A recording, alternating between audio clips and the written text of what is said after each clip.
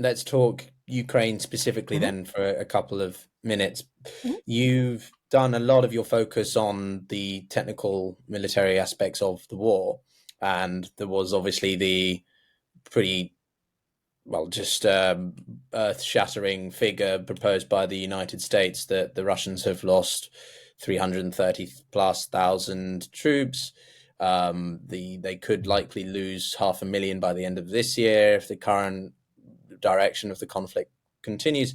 What is going on in your perspective in terms of give us a little bit of the technical perspective of the Ukrainian military versus the Russian now?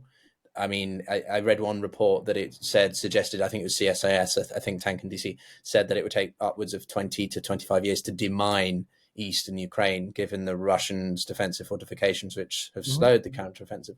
What do you think about the current conditions of both? I think that both armies are like Rocky and Apollo Creed at the start of round 15 in the first Rocky movie. They're both pretty battered.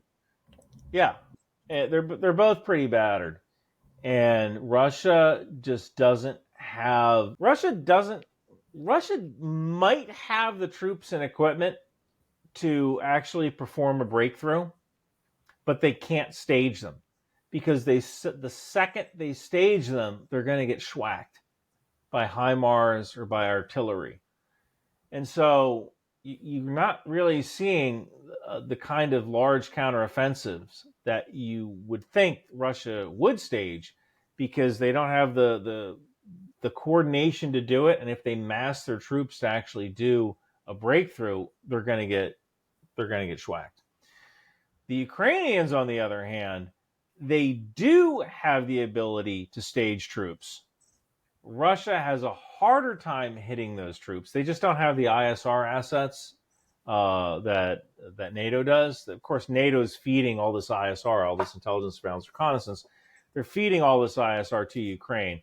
Russia just doesn't have the same capabilities that NATO does when it comes to finding Ukrainian forces. But the problem is that Russia has minefields, and it is extremely difficult. Breaching a minefield is probably one of the hardest things that you can do in the military. And to add to that, Russia still has air dominance. So they might not have air dominance inside of Ukraine, but they definitely have air dominance in their sphere of influence. So the second Ukrainians do launch attacks, they can get helicopters in, those KH 53s, alligator helicopters, attack helicopters, and they can start firing at these Ukrainians from long range using attack helicopters, and the Ukrainians can't shoot those attack helicopters down because they don't have the air cover that can do that.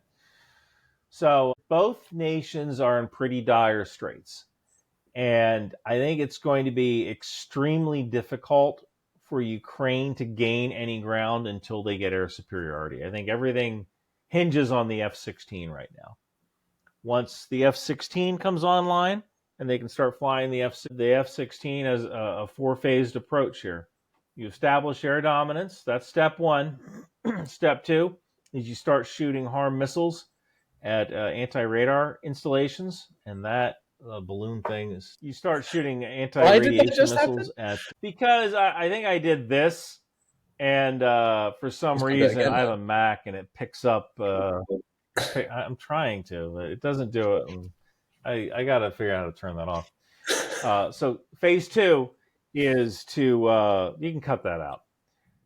No, Phase I'm keeping two that is in. to Oh, that's staying in. okay. Phase two is to launch harm missiles, harm anti-radiation missiles against Ukrainian or against Russian air defenses.